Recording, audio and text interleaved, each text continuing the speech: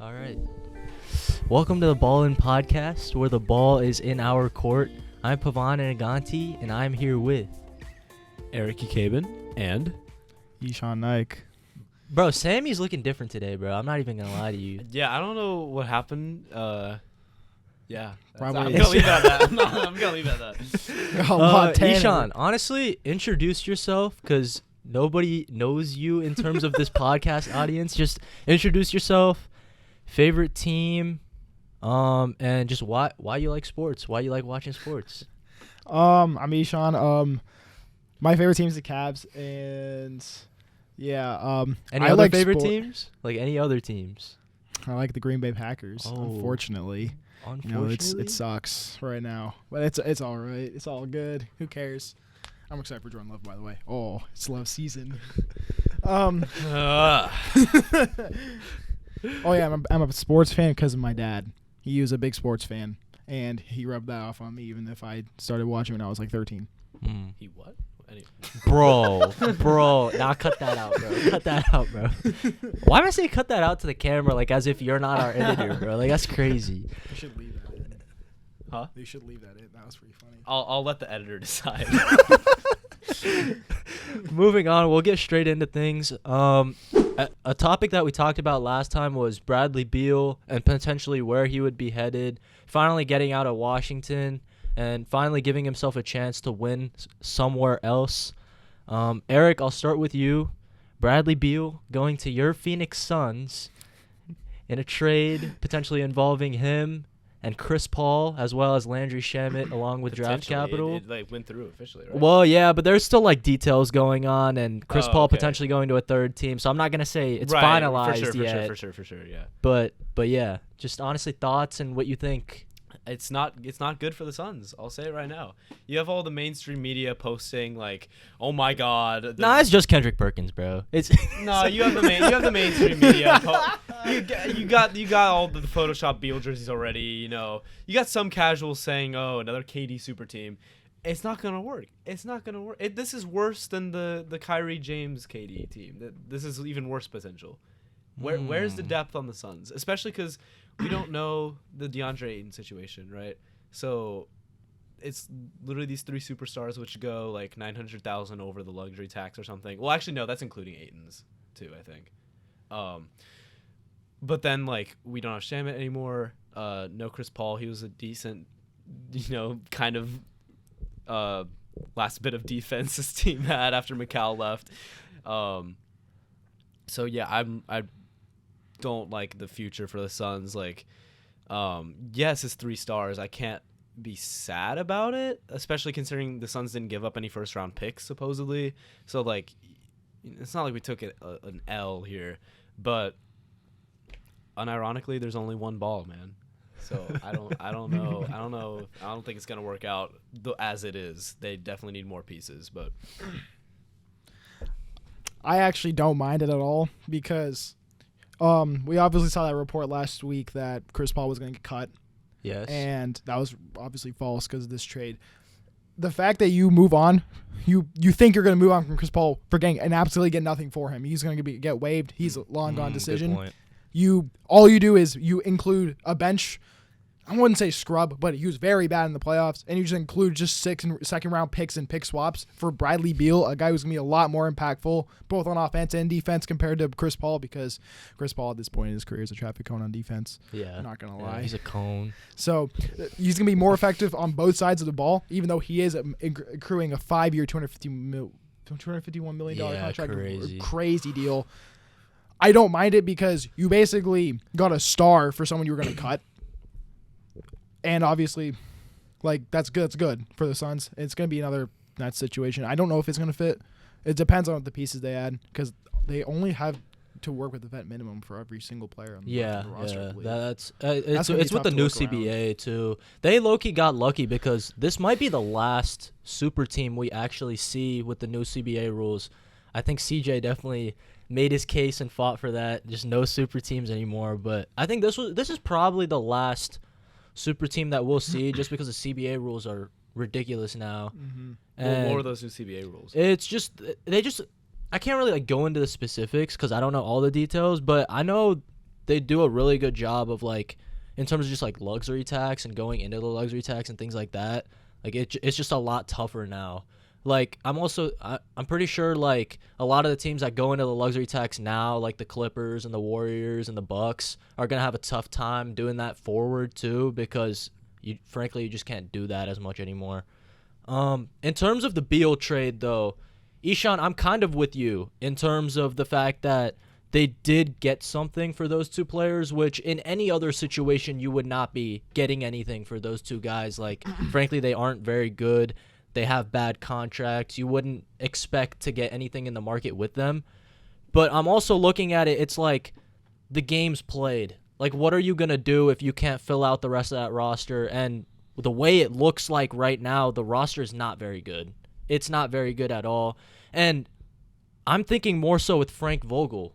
How is he going to work with a roster that isn't defensive-minded at all? Look at any team that Frank Vogel has had. It's been with defensive-minded players with the majority of the roster. What is he going to do? Ask a Kevin Durant that's 34 years old to, like, go out and defend? I don't know what they're going to do. To be fair, Booker has been a lot better of a defender over the years. Like last year, he was a above-average defender last year. Like, he was much improved. He's a much more willing defender, it seems like, in the playoff stints as well, compared to before. Absolutely. I agree. Absolutely. I agree. Like, I definitely give him credit for that. I still don't want to, like, rely on him, though. That's true. For defense, you know? Also, I'm also thinking of it this way. So, Durant has played... Let's just look at the last 4 years in terms of their best three guys. Booker plays a majority of the games. Beal, he's played 57 games 4 years ago, 60, 40, and then 50 last year.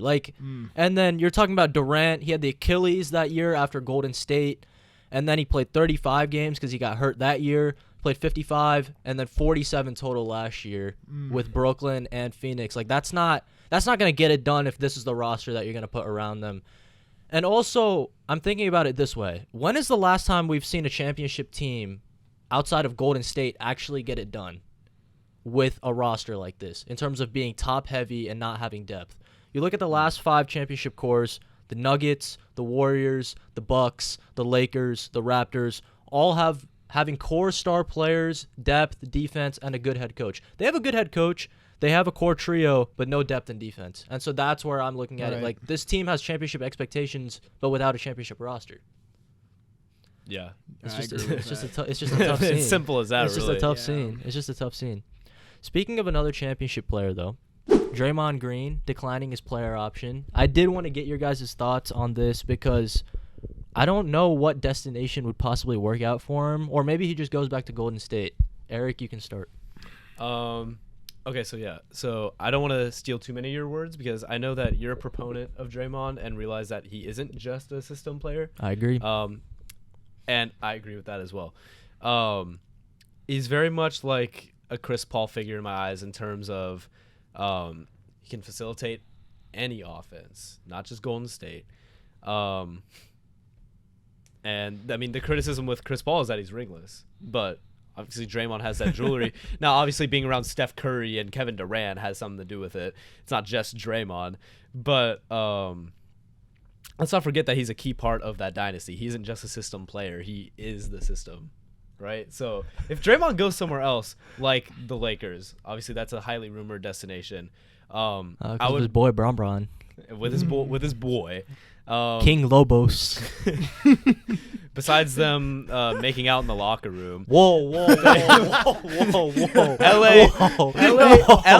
needs that facility. Whoa. Yo, he's facilitating on and off the court. Bro, that's crazy. Exactly. No. Yo. But in all seriousness, LA needs that facilitator on the court.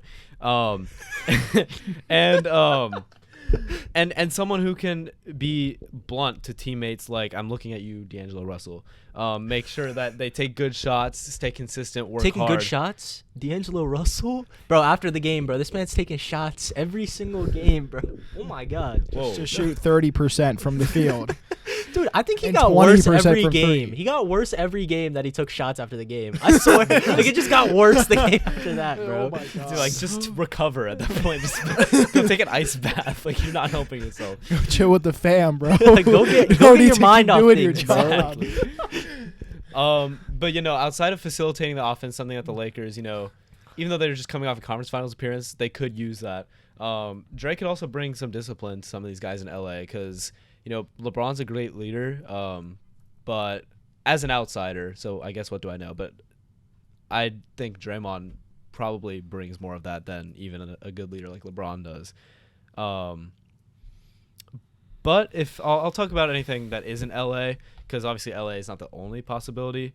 He does need to go to some sort of contender though. As I said, he's like a CP3 like figure, but let's not send him to the Wizards and expect the Wizards to make the finals. We saw how Draymond does with a bad team.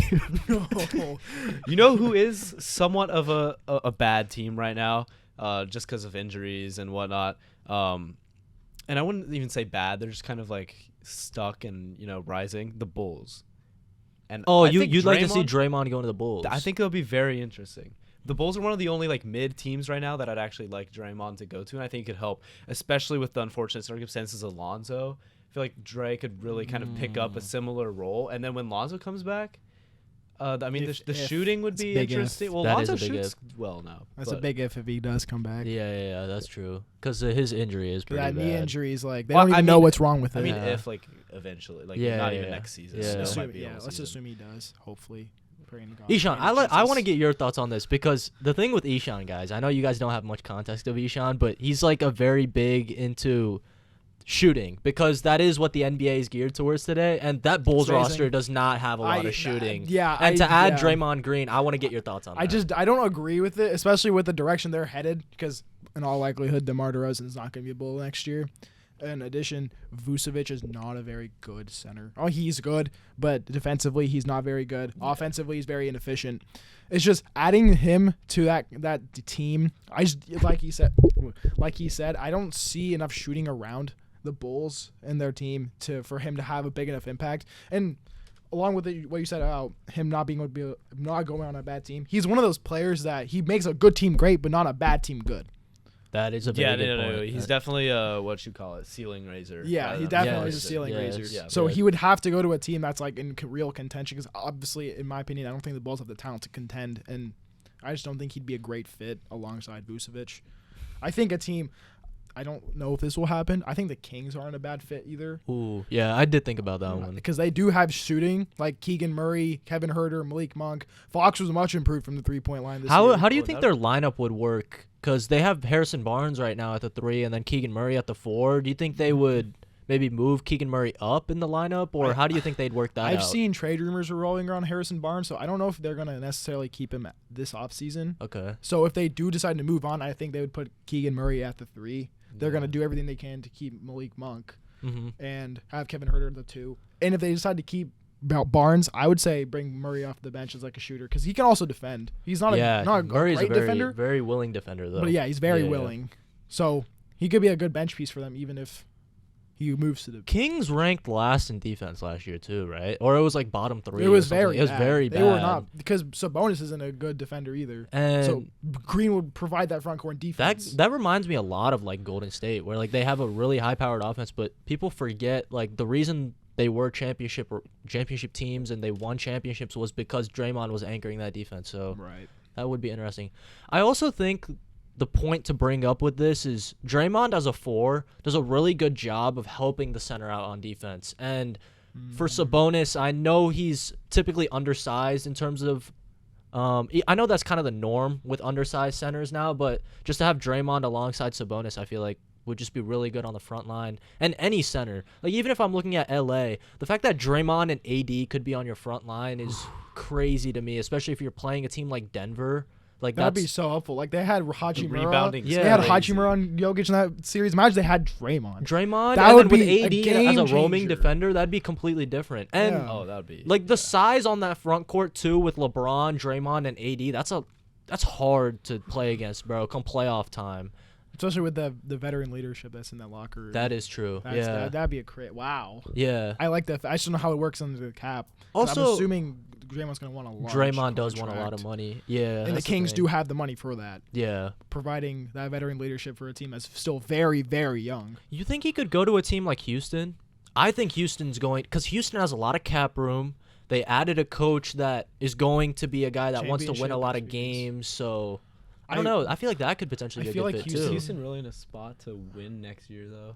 I think they want to first address. I think they can. first want to address the point guard spot, whether that's Van Vliet, whether that's Chris Paul, which I highly doubt. But Fred Van Vliet, maybe you trade for one. Like, who is a point guard they could trade for? Right now, because I know they really what they want to do is they want to put Porter back on the bench and put him as a bench spark plug. Here's my follow-up he's question not a to good you, point though. guard. It's like with Draymond, because you look at the way the Warriors play. I mean, no offense to Steph, guys, but like he is not a true point guard. Like, is there a potential where like a lot of these teams that actually need point guards could bring in Draymond and maybe somewhat fill out that point guard role? Like that's what I'm thinking as a primary about playmaker. Oh yeah, I agree. Yeah, because he can bring up the ball a lot, and they'd get and a lot of teams. He was a common floor initiator for them. Exactly. Player initiator. Because I'm trying to think like having like handoffs with like Jalen Green and getting him going downhill, like that would be very helpful for a guy like him. Because when you have scorers that can get buckets anytime they want, just getting them easy buckets and getting them in rhythm is the number one priority. Right. And also, it's like with his veteran leadership, I bet he would have some influence on Jalen Green not chucking shots up randomly throughout the game. Because Jalen Green was a big problem of his is he's been a shot chugger his first 2 years. Yep. I think Draymond Green putting in that leadership, coaching him throughout the season probably diminished that a little bit. Similar to what I said about LA, yeah. Yeah. Also, they haven't had a vet in that locker room through Right. Jalen Green's first 2 years in Houston, and that's a lot of the trend with a lot of these young teams. Boban. My bad, Boban. My bad. No, but like a lot of these young teams don't have vets, and I'm also thinking of it that way. I know a lot of people are saying that like Draymond should go to a contender, but there are a lot of these young teams I feel like if they stay healthy and you know, like especially a team like Houston, maybe even Detroit, because he is from Detroit. Like if he gets a bag and they're willing to offer him a bag, like I feel like that could also be a potential destination. These rising upcoming teams. Yeah. I wouldn't mind that either. Just a veteran leader there. Yeah. Like his worst fits would be like teams that are stuck in no man's land right now, like the Pacers. Yeah, Pacers. Maybe not the Pacers. Actually, no, yeah, like the Pacers, the Chicago Bulls. Like the Jazz, the Timberwolves would be a bad fit. Do you have the cap numbers up by any cap chance? numbers? No, I can. Because I'm just trying to think of like the teams that have the most cap room that would be willing to offer Draymond like a bag and maybe entice him to come to their team and maybe give them a chance. I do just think like it would definitely be a lot more boring if you went somewhere like Detroit or Houston. Now that I think about it, it wouldn't be bad, especially like Houston. I'm not too sure with Detroit. I mean, let's be honest, I haven't tuned into Detroit, but just on paper, I'm not sure with like Sadiq and Isaiah Stewart. Of course, 4 is a need for them though, Ishan. Mm-hmm. I feel like for Detroit. Yeah, for Detroit. That's true. I just want to say they have a bajillion 5. centers. Yeah. They have like a lot. Yeah. So that's where I'm thinking of it too, Eric. Yeah. I don't like. It's hard though, because he might be able to help Cade. Yeah. I don't know. Like people say Draymond can't play with guys, but like with most players, and he's kind of just made up off of Steph and Clay. But like he can really play with a lot of these players. I used to fall for that, but I disagree. No, yeah, he can play with a lot of these teams. Yeah, I pulled up the salary cap. A lot of teams are in the negatives right now. Any teams that are interesting though that we didn't really talk about? I mean, the Pacers have a lot of money, but I doubt that they have. Because they 4 is also a need for them too. Yeah, like I think they'll address it. Through the draft. Yeah, I think they probably want to take Jarris Walker because Jarris Walker is a very good 4. He's very versatile, can guard the 3, the 4, the 5. Very good defensively. Has a reliable 3-point jump shot. Played in a system where it's very defensive minded, so you're going to bring in a guy that's going to provide defense to that front court with Miles Turner. Yeah, that's going to be a very good defensive front court right there. And you also have Halliburton and Mather. That's going to be a really, really interesting combination if he fits in with the Pacers. I would love that fit. True. That is true. You know what? On that note, we'll literally go straight into draft talk. I was going to talk about it. He provided a very good segue to go straight into it. But the draft is coming up. When we're recording this, it's a Monday, and you guys will be seeing this episode on a Wednesday, so this will be like a draft preview episode for you guys. We will have a draft review episode with Ishan again, but we will have our thoughts on the draft this upcoming Thursday. But yeah, honestly, just going into it, right? The top 3 is pretty set. Ishan, I'll start with you, since I always start with Eric, but I'll start with you this time. Just what do you think of that top 3 and how it's going to unravel in a sense? Obviously, we know number 1 is Wembanyama. No, it's going to be me, bro. I'm going number 1. Shock the world. I'm taking us home. I'm taking Derek Lively number 1 overall. No, they'll go. The Spurs will go Wembanyama. He's like a generational prospect. Hot take. He's gonna be a franchise changer. I think his ceiling right now is too. His expectations are too high. People saying like if he's like Moses Malone, that's a disappointment. Like what? What is That's that? crazy. What is that? That's crazy. I strongly disagree. But he's gonna be a franchise changer. Yo, that's just underrating Moses Malone, bro. Like there's no reason. Yeah, like why is Moses Malone catching these strays? Is he alive? Is he catching these in his Is he catching this in his grave? That's messed up, man. I know Chris Broussard said something like that. It was bad. Oh my god. And number 2, I really, really, really hope the Hornets don't mess up and take Brandon Miller. They better take Scoot Henderson. That seems like the story of the 2 and 3. Because Scoot Henderson in 80% of the drafts ever, maybe not ever, in like the last since 2000, he'd be the number 1 overall pick. He is so talented offensively, defensively he's a very good defender. Offensively, he's a great playmaker, very good downhill scorer. He's similar to John Morant, I like to say, but he's also a lot more built. He's a lot more built. He's a lot more built, and he has also, a lot. Yeah. Maybe he's a little bit more defensive minded. He is. He plays with effort. Like John Morant, obviously, Scoot doesn't have like the off the court issues. He's very defensive minded off the court. Brandon Miller he's not looking up to set up shooters. He's looking to set up shooters. He's a good facilitator off the court, bro. Similar to Brandon Miller. Oh my god. That's why I said rest in peace, Moses Malone. By the way. Oh, bro, how did we go back to Moses Malone? Sorry, I had to get it in. I had to get my words in. But Anyway, continue. If Portland does not move off number 3, which I don't know if they will, because I've seen rumors that they can move after Siakam. I've seen Karl Anthony Towns. I've seen Zion too. Zion, yeah. Yeah. If they stay at 3, Brandon Miller would be the pick there because he'd be a perfect fit there because they already have Lillard. They have Simons off the bench. They've got Shaedon Sharp at the 2. They don't really have a 3. Like I think they were starting like Thibault at some point. Yeah. Thibault's not the best offensive player. Nope, not at all. Hot take. So he would fit in perfectly because in the whole Lillard era, they've never really had a small forward that's like offensive. Like they don't never had like a 3-level scorer at the 3 spot. Like who is their best three spot they've ever had that can score the ball? Batum, Wesley Matthews, not Batum, but I'm just trying to think like very mid-level, like Clyde Evan Drexler. Turner. Come on, man. Yo, Clyde is not no 3, bro. He's not a 3. He's like 6'4". He's not a 3. No, Wait, like it's just he's a 4. What? No, he's a 6'4". No, he's 6'4". Oh, they said he's a 4. Like, If he's not a 3, he's not a 4. Clyde the Glide is not a 4. Best power forward of all time behind Moses Malone. Oh my god. But yeah, no, I can't remember. Yeah, they never had that kind of guy. I think Lillard would play very good next to a 3-level scorer if Brandon Miller is what we think he's going to be. I don't really know what his comparison would be. I've seen Kevin Durant. I don't like that at all. Brandon Ingram, I like his comparison. I think I said that, but you Miller. disagreed, right? Or am I? Brandon Miller with Brandon Ingram? Yeah. Yo, y'all are underrating Brandon Ingram, bro. Well, I'm not comparing. I'm not saying he's as good. I'm saying like Miller has that potential. I'm not saying well, Miller's as then, good as I'm him. not saying here's the right thing. now. Here's the I'm thing saying with that's that his though. Rookie Rookie Ingram was very raw. Yes. And I don't think Brandon Miller's that raw. I think he's really polished in a sense with the way he's very skilled. And that's where he's drawing those Paul George comparisons, I think. And which I hate, by the way. Guys, you can't see a wing and just compare him to Paul George. Stop disrespecting PG-13, bro. Please, do not do that to me. Like, it's not fair. It's not fair. But yeah, Eric, honestly, get your thoughts out on Brandon Miller because I know you like Brandon Miller a lot, especially, Mizzou basketball, just watching him, Yeah.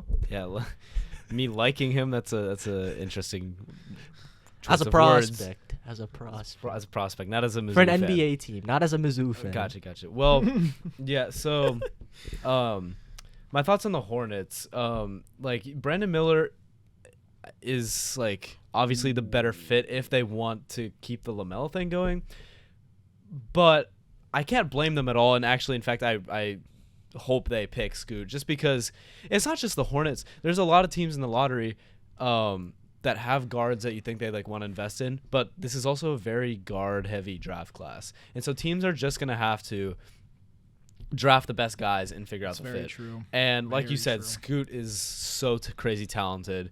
It's, crazy that Wembanyama's in the same class. So, I can't blame the Hornets if they take Scoot over Brandon Miller. I think that's an easy choice any other day of the week, not considering fit. I will say this, though. With Dame looking like he'll probably be out, although, like, I wrote that, but then, like, I saw a headline, Dame saying again he wanted to wants stay. Yeah. Like, what is going on, man? I'm so confused. I'm so confused, Yeah. too. I no longer am part of the Um, free Damian Lillard train. He should have left a while ago. Oh, That's yeah. his choice at this Yeah. point. Let's just pretend that didn't come out and like we're still on this he's gonna leave train. It would be so ideal for Scoot to fall to 3 and go to the Blazers. My question is, could we see the Blazers try to trade up to the 2 pick? And I don't know how this would work, but maybe Dame's involved in like a 3-teamer there, because like Dame's not getting traded to the Hornets. I would. But like, could Dame go somewhere like Brooklyn? Brooklyn has 2 first-round picks. So like, could there be something between like Brooklyn, Charlotte, and Portland where like Portland gets a 2 pick, Hornets get the 3 pick, Dame goes to Brooklyn, something. Ooh, I haven't heard that one. I just like made that up in my head. that So I don't know how it would actually That work. doesn't like- sound bad. that I just doesn't don't know what sound direction ridiculous. Brooklyn's going if they do Me trade for neither. Lillard, because Yeah. they're another team that's stuck in no man's land. They got swept in the first round by the Sixers. They're not. But here's the thing: if they go I don't know. up, because the way they have right now, they have a lot of like middle of the pack players. I'm so Right. glad Sammy's not here right now because he'd be going crazy Oh, about yeah. Mikal Bridges, and Ishan's not losing his mind over Mikal Bridges. Thankfully. Oh my god! I don't know, Oh my god! Mikal Bridges. He's Mikal Bridges is not a mid player. But yeah, you're not doing the impression right. It would be. You think it's a bit, but it's not. I love Mikal Bridges. No, but Let's just But see yeah. right there. Right there, perfect. That's true. Perfect. Do Just you like- not watch our podcast? Do you not No, I notice it? do. I do. Continue. Yeah, I just thought I'd point that out. yo, there's no reason to put pressure on him like that, man. Leave him alone. No, but here's the thing though: they have a lot of like middle of the pack players, Right. and maybe moving up would be the right move, considering that they could go ahead and get a star player, assuming that you guys think Brandon Miller is. A lot of people think that Brandon Miller is going to be a star. So Right. maybe that would be a good thing. What would they give up for him though? Because like like you said, you have the 2 first-round picks. They don't really have that young player that teams are going to covet. Like they're not going to trade Bridges if they trade for him. Obviously. No. Yeah, They- they 'cause don't really wanna have pieces around. They them. probably don't want. They probably want to pair Lillard and Mikal. So it's like, who would you trade? Like you're not going to get any value from like Dorian Finney-Smith or like Spencer Dinwiddie. I Right, doubt. I can't even keep track of who's. Yeah, Dinwiddie's on the roster. I I can't- forget who's on the Nets roster. I don't believe they'd trade Nick Claxton. They wouldn't. right? They wouldn't want to. They'd want to They'd keep want- Dame, yeah. McCall, and Claxton was my thought. But I was Yeah. thinking they might have to give up Claxton or something, which would be a Like- shame. But it's also Dame. That Yeah. rhymes. Like They'd probably Ben try to- Simmons to work the money out. Oh yeah, Ben Simmons. that actually Cam- makes a lot of sense. That Cam actually makes a lot of Johnson. sense. It would have to be like Ben Simmons, Cam Johnson, Cam Thomas, Joe Harris to make money work. 2 picks. Like Like that's you're trading difficult. your entire bench essentially for him. At that point, yeah. I don't think I'd want to do that if I was the Nets. I'd rather just like build around Mikal Bridges and Nick Claxton. But if you do that, you have to hit on your 2 first-round picks, or at least one of the 2. You have to find that one guy for you. They're like late though. Yeah, they're not 20 they, or something? Yeah, don't pick early. I think they pick like 22, 23. Something like that. Yeah, it's Mm. not very early. I have it up. What is it? 21 and 22. Yeah. That was back to back. Mm. So here's my thoughts on Brandon Miller. I don't know about you guys, but like I'm seeing a lot of Cam Reddish in terms of playing the way it plays out in the NBA. Because I'm thinking of it this way.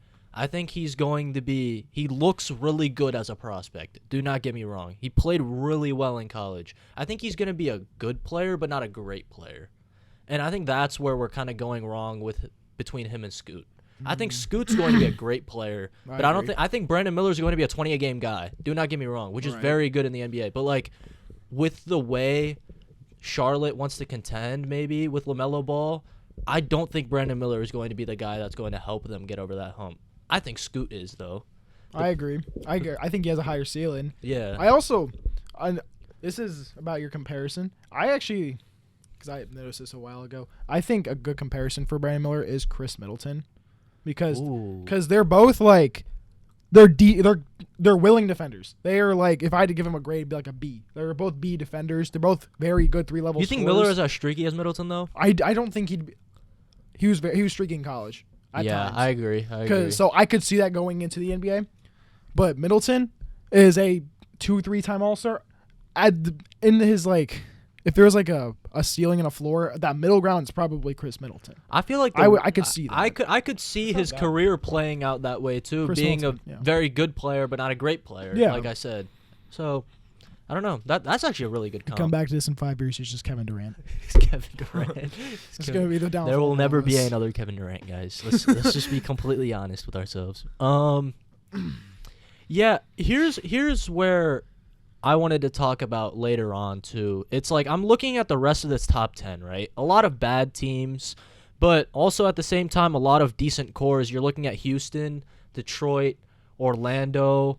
You're looking at Utah too, which seemingly feels like they have a nice core now with Lauri Markkanen, Walker Kessler. Yeah, and Abaji. So a lot of good players there. So how do you guys see like teams like that going ahead and attacking the draft? And maybe their chances on trying to go out and contend next year. I think Utah still wants to probably build around Markkanen and Kessler. I think Utah should probably go after a point guard because right now they're the Thompson twins. But what pick does Utah have? The 9. Oh, 9. Oh, the Thompsons are going to be gone. I think Asar could Wait, be do you there. guys think both the Thompson twins are for sure going to go top 10? Honestly, I don't know too much about them. I know they're I know projected 4 and scouts- 5 on ESPN. Scouts absolutely love Amen and Asar Thompson because they're both. Arsar's the better one though, right? I don't know because they're both freakish athletes. But the problem is they play in the OTE league, right? Yeah, they're playing yeah. against 17, 18-year-olds. That's 20-year-olds. So it's very hard to evaluate their talent because they're playing against kids that are so much younger than them. So to me, if I was a general manager and I was doing my scouting, I would probably think that Anthony Black or Cason Wallace are more surefire prospects because you're kind of banking on Amen Thompson like being the guy, like not breaking out, but he's a kind of a raw prospect because you don't really know what you're going to get out of him. Here's the thing though, both Amen and Anthony Black both don't shoot the ball well. That's the thing. That's the thing. They both don't shoot the ball well. The thing with Anthony Black though is he's a very good pick and roll player. And so I'm looking at the way that him and Şengün could potentially play in a 2-man game with scorers next to them, with Green and Porter Jr. and the scoring that they have. Like I could see that 2-man game being very good with him and Anthony Black. Like that'd be crazy. Also, what is up with Anthony Black's hair, bro? I mean, his Kobe hair White is, 2.0. Oh my god, bro! His It's hair awesome. is I love crazy. It. I love it. I could not rock that, but it is crazy. Yeah. No, you need to see his hair, I bro. can't remember what he looks like. It to be is completely honest. crazy. Just think like Kobe it's White. this guy. Okay, Just think about this guy. This Wow, guy. the disrespect. Oh my. this guy. Uh, Well, no, I forgot what he looked like. Okay, I think Cason Wallace though. he That's definitely. one This of my looks like favorite he got like players. the OBJ highlight when it was like popular, and then just let it grow out ever since 2015. It's been growing out. oh my god. Wow. No, yeah, I really like Anthony Black to Houston though. It seems like such an Ime Udoka player too. I feel like just having like a deep because he's A like playmaker and a playmaker and a defender. Yeah, because I don't know where I was Yeah, gonna go just with that. no. I think the thing with Anthony Black too, maybe more so than Amen. To be honest, I have not really kept up with Amen Thompson. To be completely honest, like Ishan said, like they're in the OTE league. It's like hard to like actually judge them. Right. But like with Anthony Black, I feel like just having like a stable presence and just like knowing what you're going to get straight out the box is like kind of important to me, especially if Udoka's looking to contend next year. Mm-hmm. I think that like just having like a stable presence is the most important thing in a Udoka system, I feel like. I also really like Cason Wallace because if you think about Kentucky guards that come out. When was the last time the yeah. last Kentucky guard was a bust? Like, I can't think of one. I can't think of one. Because they've had, like, Booker, Tyrese Maxey, Emmanuel Quickly. True. Like, the last Kentucky guard I think of that just was not a good NBA player was, like, Tyler Ulis. Oh. Like, Man, Don't forget the buzzer beater. the buzzer beater, man. like, Kaysen Wallace comes from a very, very good NBA coach that's taught college coach, excuse me, that's taught him, like, developed him into this really, really good defender. He's very good defensively. He's very long defensively. He's not as big as Anthony Black is. Anthony Black's like 6'7", 6'6", 6'7", and Kaysen Wallace is 6'3", 6'4". But Kaysen Wallace is a very good catch and shoot three-point shooter. He's a very good defender, very good playmaker. You just think about the Kentucky guard bloodline that's been created in the NBA. It's like he is a very safe prospect. You know exactly what you're gonna get out of him. I just don't see a scenario in which he does not work. I feel like he seems like, to me, because I'm looking at these cores, right? Houston's got a core, Detroit's got a core, Orlando's got a core, Indiana's got a couple young players that they can build around, Utah supposedly. I think Washington seems like the perfect fit for a guy like that, especially with a new GM. Absolutely. You have a completely new start with your best player being out of there and getting off that contract. It seems like the perfect guy to start off that rebuild with. Yeah. It just seems Potentially a Chris Paul mentor too. ooh, if he stays. A mentor for Chris. No. Chris Paul's ghost is going to be the mentor. No, John Wall's ghost will be mentor for Gilbert Arenas. He probably left his gun in the locker room. Oh my God. Yo, Brandon Miller should go to. Okay. Oh my God. Gilbert Arenas. Perfect. That is crazy. Trade John Morant there too. Be beautiful. Here's what I'm thinking though, right? With number 10, there's Dallas. And if you look at 10 through 20, there's a lot of playoff teams in there. This is assuming that Dallas is going to be a playoff team next year because they got Luka Doncic. But Dallas, Oklahoma City, New Orleans, Atlanta, LA, Miami, Golden State, all those teams are going to be looking to try to make a playoff push and a far push in the playoffs. Where do you see teams going there? And maybe like what players they would be potentially looking for to make an immediate impact? I think Oklahoma City, they have a lot of first-round picks. They're gonna. I think. That's an understatement. What I think they're gonna do is they're probably gonna take a high floor, low ceiling, maybe not low ceiling, but high floor kind of player at 12, like a Grady Dick. Yo, pause. Like a Grady Dick. Bro, what is their pause, bro? That's literally his last name. And they're gonna try to package all these like they have like probably like 15 first-round picks next 5 drafts. Something like that. Something crazy. They're gonna package all those picks and make a play for some absolute superstar. Like if the Clippers, if they fail this year, let's hypothetically say that this season they end up as like the 4 seed again, get bounced in round 1. If they decide, you know what, we're gonna blow everything up, this didn't work. Yeah. Paul George, Kawhi Leonard, you're both gone. I think Thunder could really make a play for Kawhi Leonard next year. I think. This is a lot of speculation. Here's my thing, though, right? I think they want to probably build for something. They probably want to make their 12th pick in hopes of something like that happen. I know this is a potential scenario and a hypothetical scenario, but that is assuming that Kawhi Leonard and PG get hurt, in my opinion, because if Kawhi and PG don't get hurt, they are not getting bounced. Let's be honest. round 1. It will happen. It will most likely happen. See, but here's my thing, though. If they get hurt, then why would OKC trade for them, in my opinion? That's where I'm looking at it, You're trading for too. the ceiling. You're trading for the talent that I they guess, have. but if you're looking at Kawhi getting hurt again, PG getting hurt again, maybe not they're necessarily aging stars. Like, I don't think OKC would go in that direction, but I do get what you're saying. Just packaging for a duo. It doesn't have to necessarily be the Clippers duo either. Exactly. It has to be. It could be like some. It could be a 3-team Yeah. trade. You could potentially You can get have, someone else. like kind of like what the Heat wanted to do with Damon Beal, but you guys just won't be getting either of them. You guys just won't be getting either of them. That's true. I'm sorry. This would be just be stuck in mediocrity. 'Cause you got Jimmy Butler. Jimmy Butler. Wow. I think a lot of these mid-tier teams too are going to try to go 3-and-D. Like the Lakers for sure will try to go 3-and-D, right? Yeah. You would think they would. The Warriors They're probably definitely going to will. go shooting. So it only makes sense to get a 3-and-D Like guy. you're not going to see a lot of big men or like pure point guards go from 11 to 20 Yeah. because Golden State won't. Miami's the one team I think could because Kyle Lowry is just not a very good basketball player at this point in his career. Hey, he was solid in the playoffs. He was solid in the playoffs. So, yeah, He wasn't bad. He was I can't not say good he in the was- regular season. He But was I not think good in the regular you gotta season. eventually move on because it's just Gabe Vincent. Yeah. I know, Eric, you're a stan of the Gabe Good. Vincent. I'm glad you know. Oh my I'm god. glad you know. Oh Let it my be known. God. Let it be known. There's no way in a draft episode we somehow started talking about Gabe Vincent, bro. I can't do this. I think Utah could also go point guard, but Atlanta will go 3-and-D. I think New Orleans could go 3-and-D if they don't move up for Scoot Henderson, which I highly doubt it's going to happen because they'd have to move off of Zion. And trading Zion is a huge letdown of as an organization with the amount of hype that he had and the amount of money you've given him. Oh my god. Can you imagine Wallace to Dallas? Tayson Wallace? Yeah. I don't know how that'd fit because you already have Kyrie and Luka, assuming Kyrie Well, that's comes assuming back. Kyrie comes back, and that's where I'm thinking if Kyrie doesn't come back, I could that like be that fit. like potential Jalen Brunson gonna- replacement in a sense? I was Just going to having, ask your like, opinions on Dallas. It's dynamic interesting young 'cause, guard. see, I wasn't thinking guards at all for Dallas just because. I was thinking like a forward, but if Tayson Yeah, I Wallace agree. falls there, But if he I wouldn't falls be there- mad with that pick at all. That'd be Yeah. a good fit with Luka.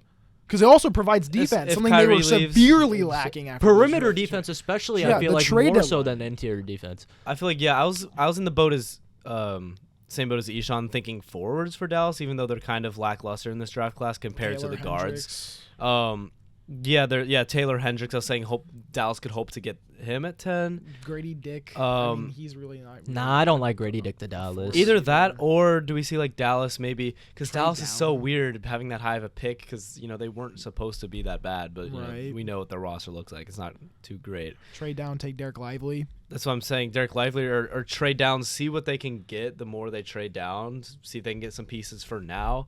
Because like we said last episode, when's the last time we've seen a piece come in, a draft?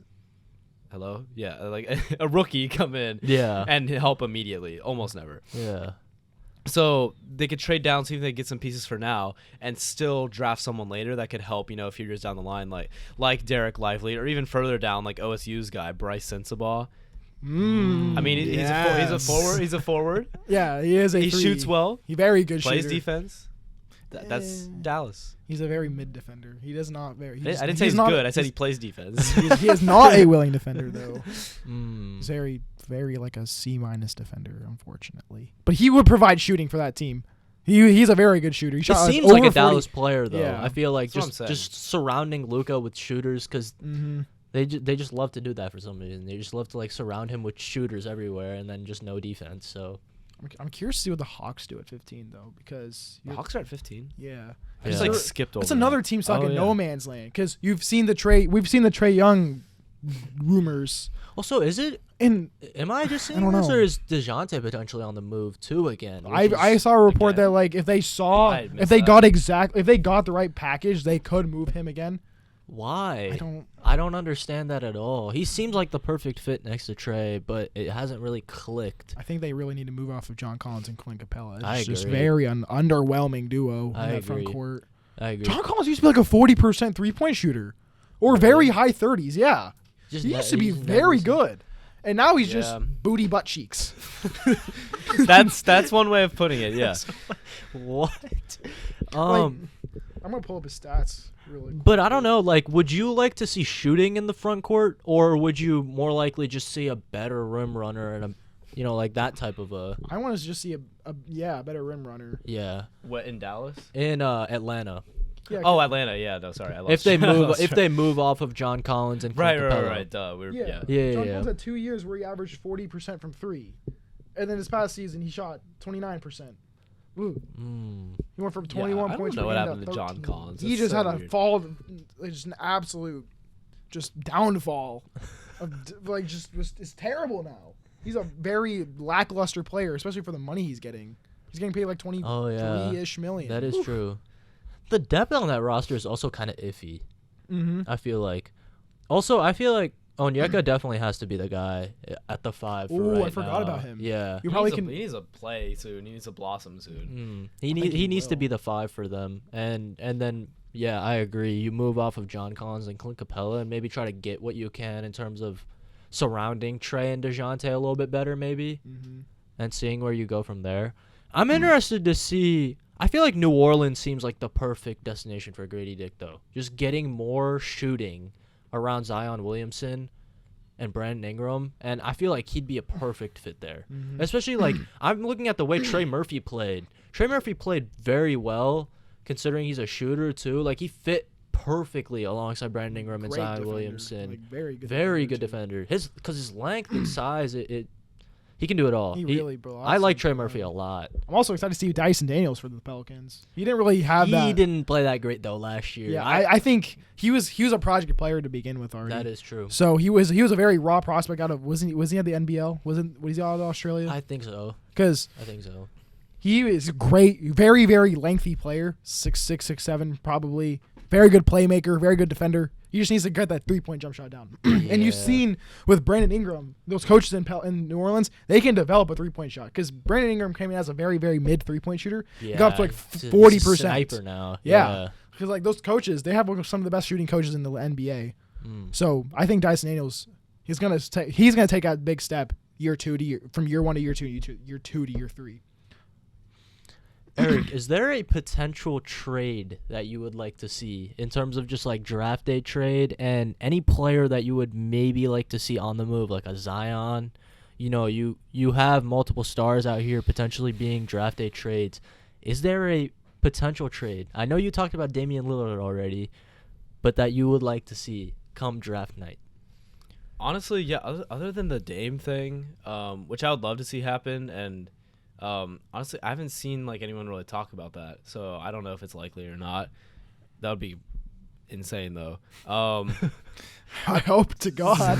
I hope so. Zion would be a thing too. I mean, what could the Pelicans trade away Zion and trade up? Maybe in the draft, that could be something. Could we see a Dame for Zion? Can you imagine that? Dame? Whoa, hold on. Wait. I don't even know how that would work. Dame on the Pelicans. Dame CJ BI. Oh, Dame and CJ. Yeah, that's what I'm thinking. That team's not gonna go more than the second round. Yo, when have Dame and CJ had a 3 like BI though? Hey, come on, they made the conference finals with Nurkic. Means true. And Nurkic is like unplayable come playoff time now too. He's a porous defender. Yeah, he's very, terrible. very bad. I've seen him as a potential LA destination. I don't know why the Trailblazers would do that necessarily, though. Just to have a young guy that you can have moving forward, and it seems like perfect because they have guards already. Oh, that's true. That's very true. Because they have Simons and Sharp. People think they're gonna need a guard to replace with. Like I've seen a lot of people say, well, if Scoot's there, you take him. But that's a gimme. But like they have guards already, so like getting Zion and getting that front court, like just that dynamic front court player to pair with your guards would be very good. I feel like. He also fits well with Nurkic. And Nurkic is a good 3-point shooter. Because obviously Nurkic won't play on the perimeter. Yeah, it's not his style of play. But if I feel like he's open, he can hit it. I feel like if you're trading if you move Dame, you got to move Nurkic too, though. You got to move those vets. I agree. You probably don't bring back Jeremy Grant in that scenario. I agree. Yeah. I forgot Jeremy Grant existed. He was not bad this year. He was good. No, I know. He was good in his role for this. That's funny because we were talking about like Shadion Sharp and whoever else we're talking about when we're talking about the Blazers roster. Yeah. Completely ruled out Jeremy Grant. That's funny. Yeah. No, Jeremy Grant was. I don't know. I feel like that's how his whole career has been though. Like he plays really solid basketball, but like. Right place, wrong time. I feel like Detroit, Denver when they're not as good now, but like he was good during their bubble run. Really like the pre Paul George OKC Thunder. Yes. Like the Oladipo Sabonis Thunder. No. Like he was good on like the mellow PG Russ Thunder. Like crazy. Yeah. No. To be honest, that's when like Jeremy Grant like surprised me. Like because. I don't know about now. No, he's kind of the same now, but he wasn't as good of an offensive player earlier in his career. And like, what surprised me was like his freakish athleticism on defense, bro. Like he's crazy on defense. You just need that opportunity. I thought he was gonna be good on Portland too, because that's what I thought they would need, something like that. But they just weren't competing in enough games for it to matter, which kind of sucks. You know what draft day trade I want to see? Imagine the Lakers. I know I hate talking about the Lakers because they're like the most over-talked about team in the league. So imagine the Lakers somehow, because I've seen this trade rumor for the last like 2 years now. Yeah. It's been like Buddy Hield and Miles Turner to the Lakers. Yeah. Of course. Could you imagine like, I don't know how this will work logistically in terms of like the cap space and whatever, but you send Buddy Hield and Miles Turner to the Lakers. The Lakers send the 17th overall pick, Malik Beasley. Who else would be on the roster to make the money work? Is Bamba still on the roster? I think I think he would be on the roster. You trade him, Beasley, maybe another player in the 17th pick. You get Hield and Turner in like a second-round pick. I would love to see that for the Lakers. Yeah. Add shooting, and you add Finally another big the man. Hield-Turner trade that LA has wanted for the last 2 years. Time. Yeah. You get that trade. Bring in those two, a shooter and a defender next to Anthony Davis, something they need in that Nuggets series. That's a perfect fit for both. Because Turner You can get shoot both. too. Yeah. I think that would be a beautiful trade. I would Both I would teams. love to see Turner somewhere else because Turner seems like the player to me where he has a lot of potential, but like in terms of helping and winning scenarios, but we just haven't quite frankly seen him He's in a winning championship scenario. role player. I think so. Yeah. I think so. He provides everything you want: shooting, defense, rebounding, everything. Lakers would really not need Draymond at that point if that went through. Oh, absolutely. But You know what's funny? I feel like we've got a lot of draft talk today, but I did want to go back to Draymond and have this fun little segment to close off the episode today. I hate Draymond Green. Ishan, we've been doing I a hate blind him. ranking segment the past couple of episodes, and today I wanted to do it with Draymond Green. I'm going to list 4 other defensive players outside of Draymond Green. Okay. All right? We'll start with Draymond, Okay. and you rank Draymond somewhere from 1 through 5 and do it with the remaining players, and we'll see how your rankings do. Okay, And okay, then Ishan, Eric, you guys go back and forth and whatnot. wait, did you say defensive players? Like Defensive player of the years. Defensive player of the years. Like D-boys. D-boys. Like, are we ranking how good they are defensively? Yeah. Oh, I feel like defensive you player of should the should rank years. them off of actually how good of defensive players they are, because defensive Okay. player of the years it's hard to judge Okay, just yeah, 1 rank it, year. rank it. Is in this like general. Yes, all-time just in defensive general. player of the years? You will see. You will see. Oh. So rank Draymond first. Where would you rank Draymond from 1 through 5? If this is all-time, I'll go 3. I was going to say if this is current, I would for sure say 1. But if this is All time. it's 2 or 3. 3. I'm going 3. I'll say 2. 2. Just because of 3. his defensive versatility. 2, 3. Okay. I'll say 2. Next one. Rudy Gobert. 5. 5. 5. He's a fraud. If you He has a wingspan. If I had arms I'll like say this, I'd 5. block If him you say like Michael Ray Richardson, I'm going to lose it. I'm going to lose it. At 5. Jaren No, I'm joking. No, I would say him I'm over joking, Rudy I'm Gobert. joking. Yeah. Joking. Yeah, I agree. Your ass I agree. better Rudy not Gobert's say trash, bro. Michael Ray Ben Richardson. Wallace. Ooh. I have Draymond at 2. So that's either 1 or 3. I'll say 3. I mean, yeah, I got to go 2. Okay. I'll say 3. Okay. Hakeem. 1. 1. 1. Okay. I was 1, waiting for I'd say Hakeem. probably 1. And I feel like this is kind of where it messes it up. Dennis Rodman. Oh, damn. probably I feel 4. like his list is actually kind of decent. I wish I would just flip Wallace and Rodman. I think Green is a very comparable defender to Dennis Rodman, just because Green has that versatility from 1 through 5. Okay, but here's my thing.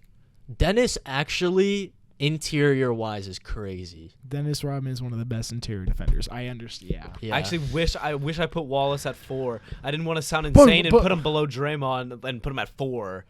Right? Yeah, I think But then because my Wallace list would was have a been Hakeem, Rodman, Green, Wallace, That would've been Gobert. perfect. And I You would guys have don't actually think, loved that. you guys don't think Wallace is better than Green? I don't think so. He's I very similar to would. Rodman in terms of his interior defense and his rebounding. But I really value Draymond's ability to guard the 1 through 5. You guys say that, but I think I would put Wallace is Wallace also over Green. Wallace is also somewhat switchable, Ishan. I And don't think also, he can guard like you the guys, 1 I or feel the like you 2, guys don't though. value rebounding enough in terms of defense. No, I put That's Wallace over true. Green. That's probably Yeah, that's why I okay. put Hakeem at 1, and I guess that would be Rodman at 2. And Wallace, Ben Wallace is one of the at best 3. rebounders of all Wallace is time. definitely a better rebounder than Draymond Green. That is not debatable. Yeah. Yeah, that's tough. Those are obviously we can all agree Rudy Gobert. Yeah, take Rudy out of there, and that is a very good list of defenders. Right I think outside of like Hakeem being one, I think 2, 3, 4 are very interchangeable. I agree. Because it's really how it's your perspective on how you see defense in the NBA. What do you value the most? Do you value versatility? Do you value just that one absolute dominant interior force for your defense? It's just whatever your some people say Draymond's better than Dennis Rodman. Not saying that's me, but like some people say that. I guess it depends on the era too. Yeah, but yeah, I feel like Hakeem would be insane in this era defensively. Oh no, for sure. He'd average like 4 or 5 blocks. Like, can you imagine him like teams would have so much difficulty trying to guard the pick and roll. He'd probably average like 19, 20 rebounds. Like trying to attack Hakeem on a pick and roll is crazy, bro. Well, imagine AD having to go against Hakeem in the playoffs. AD's it's no chance. Barbecue chicken alert. AD is turning into Daniel Tice. Come on. Bro, no need for the stray on Daniel Tice, bro. Sorry, Daniel. You could have said like UD in his rocking chair. I think Hakeem in one back down just breaks all his bones in one way. He really turns into a Disney. Oh my god. But yeah, I had to put Rudy on that list because he is crazy accomplished though in terms of a defender. Unfortunately. And so I have to put him on that list.